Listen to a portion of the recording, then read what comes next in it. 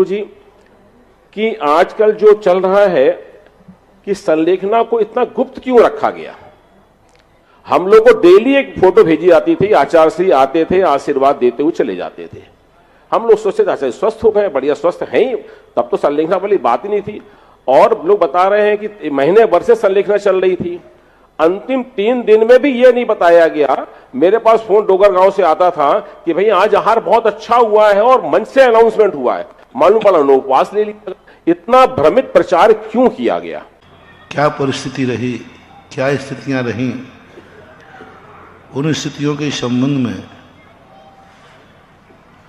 उतनी बातें नहीं आई दुनिया के संबंध में। बहुत सारे लोग मेरे से प्रश्न कर रहे हैं कि पूज्यवर शांति सागर की संलेखना, ज्ञान सागर की संलेखना जिस ढंग से उजागर हुई, यह संलेखना जब थी 20 दिन पहले थी या 3 दिन पहले थी, तो जनता के सामने क्यों नहीं लाई गई कि संलेखना चालू हो चुकी है। अब इस प्रश्न का जवाब मेरे पास भी नहीं है, क्योंकि मुझे भी उनकी समाधि के बाद जो कुछ पता चला वो कल और आज में मैंने बोल दिया। जो भी मेरे पास था, जितना मेरे पास आया, और भी बताता रहूँगा। अब संलेखना गुप्त क्यों रखी गई, परिस्थितियाँ क्या थीं। कई बार ऐसी स्थितियाँ बन जाती हैं, कोई छपक की बीमारी की, असाध्यता की, कि उसके संबंध में जो भैयावृत्ति करने वाले हैं वो निर्णय नहीं कर पाते कि क्या करें, समाज के सामने रखें या नहीं रखें। ये निर्णय करने की स्थिति में नहीं आ पाते। जैसे आपका ऑपरेशन थिएटर होता है, ऑपरेशन थिएटर के अंदर डॉक्टर कुछ नहीं कर पाता कि मैं इसको उजागर करूं या नहीं करूं। कई बार वो ऑपरेशन में इतना उलझ जाता है कि वो कुछ नहीं कर पाता, पर उसके बाद जाकर पोस्टमार्टम में सारा निर्णय होता है। ऐसे ही वहाँ पर कोई परिस्थितियाँ ऐसी रही हैं कि वो उजागर नहीं कर पाए। शायद ये प्रश्न जो वहाँ भैयावृत्ति में इतने सालों से रहे हैं, सालों से, हाँ 2 साल से हम सोच रहे हैं कि हमने कहा था ना 3 महाराज वहाँ रहे, उन महाराजों से जाकर के पूछे तो वो उस परिस्थिति से अवगत करा सकते हैं। पूज्य गुरुदेव का अनंत अनंत उपकार के कारण से हमें तो उनमें सब गुण ही गुण नजर आते हैं, अच्छाई अच्छाई नजर आती है, अच्छा ही अच्छा नजर आता है, अच्छा ही अच्छा नजर आ रहा है। अब इन प्रश्नों के जवाब मैं कैसे दूं, क्या करूं, क्या परिस्थिति बनी, क्या नहीं बनी, उस समय की तात्कालिक स्थिति। क्योंकि छपक जो समाधि लेता है उस समय छपक की किसी भी हालत, कितनी भी हालत बिगड़ सकती है, कितनी भी हालत बन सकती है। अब उसको कितने रूप में प्रकट कर सकते हैं, निर्णय नहीं ले पाते, दिमाग काम नहीं करता उस समय भैयावृत्ति करने वालों का कि क्या करें, हम उजागर करें या नहीं करें, निर्णय करें या नहीं करें। तो बहुत बड़ी चीज़ रही होगी कोई बात। और उस समय की स्थितियाँ, परिस्थितियाँ, ये तो निश्चित है कि आचार्य श्री असाध्य बीमारी से बड़ी बहुत बड़ा उपसर मानो। हमारे यहाँ ये रोग कृत उपसर, रोग परिचय कहलाता है। अब प्रतिकार, अब इसका कोई प्रतिकार नहीं था। ऐसी असाध्य बीमारी तो उनको थी, इसमें कोई संदेह नहीं, डॉक्टर और वैद्य लोग, सभी लोग। लेकिन जैसे ही भैयावृत्ति करने वाले होते हैं वो तो प्रयास यही करते हैं कि असाध्य भी साध्य हो जाए, यानी ठीक हो जाए, ठीक हो जाए, अच्छा हो जाए, और ज़्यादा आचार्य से जी सकें। इसलिए शायद उन्होंने घोषणा नहीं की हो, शायद नहीं, और उनको भी ज्ञात ना हो कि आचार्य श्री इस समय संलेखना में जा रहे हैं। क्योंकि हमारे आचार्य श्री, तुम्हें मालूम है कि मौन में अंदर ही अंदर वो सब कुछ कर लेते हैं। अब उन्होंने स्वयं व्यक्त नहीं किया होगा, वो स्वयं में संलेखना ले ली हो और भैयावृत्ति करने वालों को भी मालूम नहीं हो, तो कैसे वो दुस्साहस करें कि मैं प्रकट कर दूं कि आचार्य श्री ने संलेखना ले ली। अब अपन अनुमान लगा रहे हैं उनकी अंतरंग वाना। अच्छा ऐसा किया था तो शायद उन्हें ऐसा ही कर लिया होगा। अब 2 दिन से उपवास आहार नहीं हुआ, नियम से उन्होंने संलेखना ले ली होगी। अब अपन उनको सारे जितने गुण थे उन गुणों को अपन उसी पॉइंट पर ले जा रहे हैं जिस पॉइंट पर साधक को ले जाया जाता है। अब ले जा रहे हैं। पहले अपन कुछ नहीं कर सकते थे, क्या पता मान लीजिए उन्होंने घोषणा नहीं की हो कि हम आजीवन उपवास लेते हो और अंदर ले लिए हो, ये भी छपक का आता है शास्त्र में। अंदर ही छपक ने ले लिया कि मैं आजीवन अन्न जल का त्याग करता हूं और दूसरे से नहीं बोल पा रहा है, बोलना नहीं है या बोल नहीं पा रहा, 2 चीजें होती है। स्वयं बोल कहता है कि मुझे बोलना ही नहीं है और या बोल नहीं पा, दोनों स्थिति के उल्लेख। अब उन्होंने स्वयं ले लिया मैं किसी से नहीं बोलना हूं, तो अपन कैसे कहते हैं कि आचार्य सिंह ने आजीवन अन्न जल का त्याग कर दिया है? क्योंकि उन्होंने अपन से कहा नहीं, अपने सामने किया नहीं, उन्होंने अंदर ही अंदर जाके त्याग कर दिया। तो अब किसका साहस है कि वो कहे? कौन कहे कि महाराज ने 2 दिन पहले से कहते महाराज ने सब प्रकार के अन्न जल का त्याग कर दिया? कह ही नहीं सकते, क्योंकि तुमने कैसे कह दिया, महाराज ने तो कहा नहीं।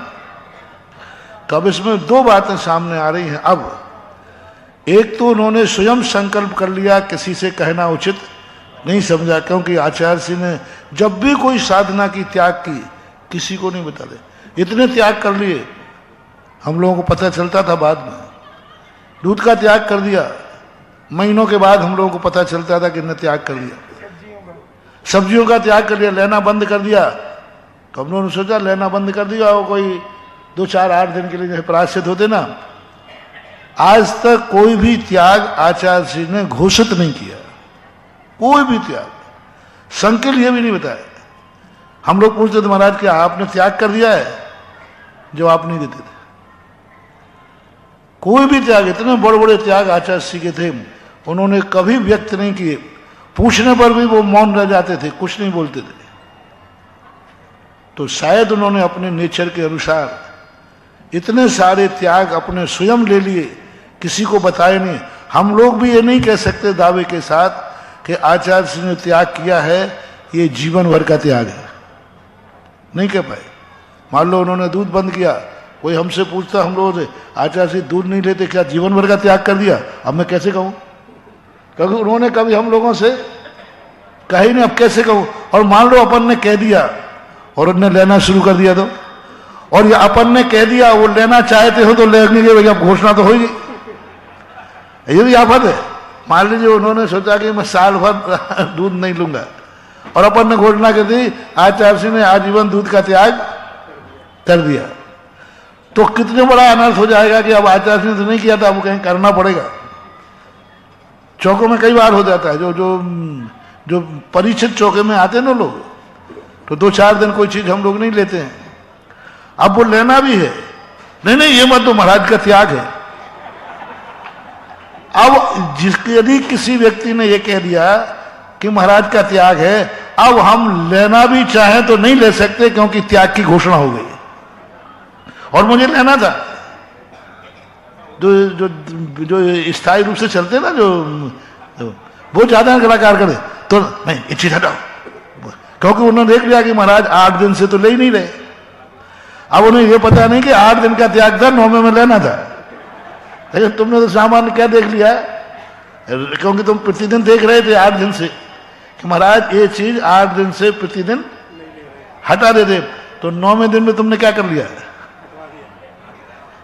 पहले ही हटा दिया। महाराज हमें मालूम है किसी ने दिया, तो तुम क्या कहोगे, अरे भाई तुम जबरदस्ती का, मुझे मालूम है मैं महाराज के बाद 8 दिन से आ रहा हूं, ये हटा दो पहले, इसे क्या को रख रहे हो, और 9वें दिन हमें लेना था।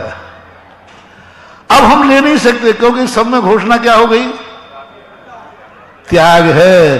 तो कई बार तुम्हारी मजबूरी हमें मुश्किल कर देगी, हो जाता है कई बार हमारे सामने, हमारे साथ खुद हुआ ऐसा।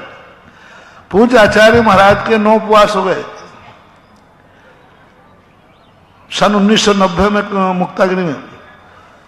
प्रतिदिन हम आचार्य से कहते थे कि आचार्य हार के लिए उठे, उन्होंने कहा नहीं आज भी उपवास है, आज भी उपवास। तो 9वां दिन हो, 9 उपवास होने से 10वां दिन था, तो हम लोगों ने समझा आप तो उठेंगे ही नहीं, पक्का है, क्योंकि 10वां तो उपवास सभी करते हैं। और हम लोगों ने सब महाराजों ने बैठे कर लिया, कमंडल ले जाने की कोई जरूरत नहीं, आज तो 10वां उपवास है, आज तो होगा ही होगा। वो तो गलीमत रही कि हम लोगों ने घोषणा नहीं की। और आचार्य श्री ने जाति हम लोग जैसे भक्ति करके, आज कुछ आचार्य श्री ने पूछा भी नहीं किसी ने। प्रतिदिन कहते महाराज जी आहार को उठना है, हो नहीं, आज हम लोगों ने पूछा ही नहीं, सीधे नमोस्तु करके आने लगे। तो आचार्य जी मेरा कमंडल नहीं लाए। अरे मैंने कहा मामला गड़बड़ हो गया, तुरंत कमंडल आए। तो हम लोगों ने सोचा शायद आचार्य श्री गिनती भूल गए होंगे, गर्मी चढ़ गई हुई 9 उपवास की। तो हम लोगों ने ये नहीं कहा कि 10वां कर लो, ये कहा महाराज जी आज 9 हो गए आपके उपवास, 9।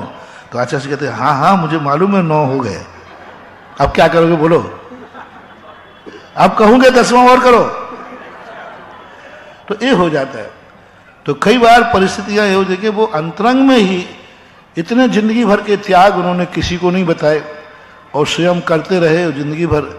अब अंतरंग में उनके क्या चल रहा था ना, तो मुझे लगता है कि वहाँ रहने वाले लोग भी महाराज भी नहीं समझ पाए, हम भी नहीं समझ सकते।